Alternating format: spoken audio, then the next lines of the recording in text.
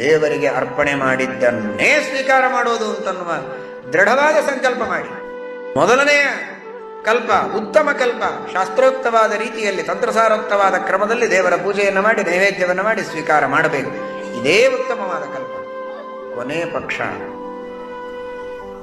ಎಲ್ಲವನ್ನೂ ಹಾಗೆ ತಿನ್ಲಿಕ್ಕೆ ಆಗೋದಿಲ್ಲ. ಬೆಳಿಗ್ಗೆನೋ ಒಂದು 9 ನೈವೇದ್ಯ ಮಾಡಿದ್ದನ್ನು ತಿನ್ಬೋದು. ಇನ್ನುಳಿದ ಹೊತ್ತಿಗೆ ನೈವೇದ್ಯ ಮಾಡಿದ್ದನ್ನೇ ತಿಂತೇವೆ ಅಂದರೆ 2 ಹೊತ್ತು ಬರೋಬ್ಬರು ತಿಂತಿದ್ರೆ ಬೆಳಿಗ್ಗೊಮ್ಮೆ ನೈವೇದ್ಯ ಸಂಜೆಗೊಮ್ಮೆ ನೈವೇದ್ಯ ಮಾಡಿ ತಿನ್ಬೋದು. ಅನಿವಾರ್ಯ ಕಾರಣಗಳಿಂದ ಮಧ್ಯದಲ್ಲಿ ನೀರು ಕುಡಿಯುವ ತಿನ್ನುವ ಪ್ರಸಂಗ ಬಂದರೆ ಮನಸ್ಸಿನಿಂದಾದರೂ ಶ್ರೀ ಕೃಷ್ಣಾರ್ಪಣ ವಸ್ತು ಹೇಳಿ ಸ್ವೀಕಾರ ಮಾಡಿ.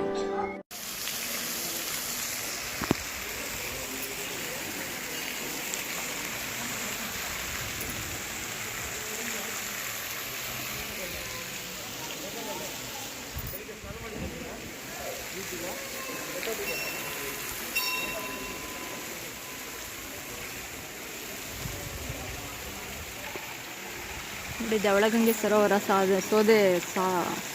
ಸೋದೆ ವಾದಿರಾಜರು, ಸೊಂದ ವಾದಿರಾಜರು ಮುಂದೆ ಧವಳಗಂಗೆ ಸರೋವರ ಫೌಂಟೈನ್ ಥರ ಬಿಟ್ಟಿದ್ದಾರೆ.